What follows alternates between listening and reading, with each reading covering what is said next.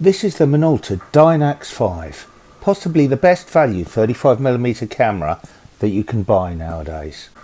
Introduced in 2001, this was one of the last 35mm SLRs that Minolta produced. It's a slightly cut down version of the top of the range Minolta Dynax 7, but retains almost all of the 7's features. On the top plate you can see the on switch, which turns on the LCD. You have to use the dial on the left of the top plate and the buttons at the right to change settings. Press function and rotate the wheel to change the exposure mode.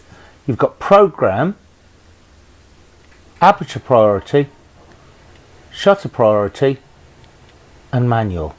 Press the pictures of the lady's face and you can select the program mode. You have portrait, landscape, close-up, action and night portrait mode. There's a built-in flash which provides automatically controlled fill-in flash measured off the film plane. Flash control is very advanced. Remote wireless Minolta flashes can be triggered using the built-in flash and still give auto exposure read from the film plane. The standard metering pattern uses 14 areas to provide evaluative metering. On the back of the camera is a spot metering button allowing you to measure from the center of the viewfinder image. Autofocus uses 7 focus areas and has automatic, continuous and single shot modes.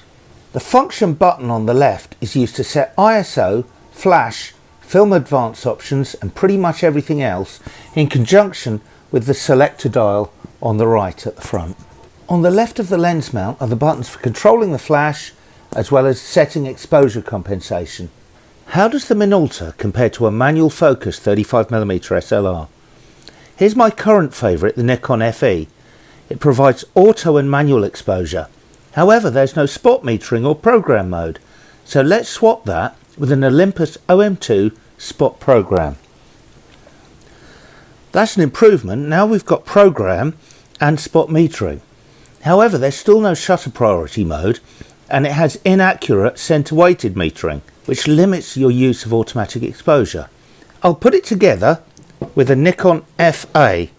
We've now got all the exposure modes, both spot and evaluative metering, but still no autofocus.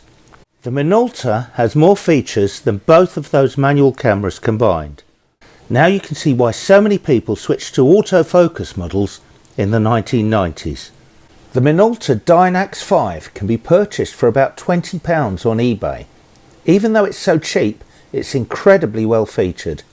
The metering options alone set it ahead of most manual focus cameras. As the Minolta is only about 20 years old, you shouldn't have to worry about light seals needing to be replaced. The functions are all electronic, so it mostly works as it should. You really can't get a better value 35mm SLR. If you get the chance, pick one of these up before they become more popular and more expensive.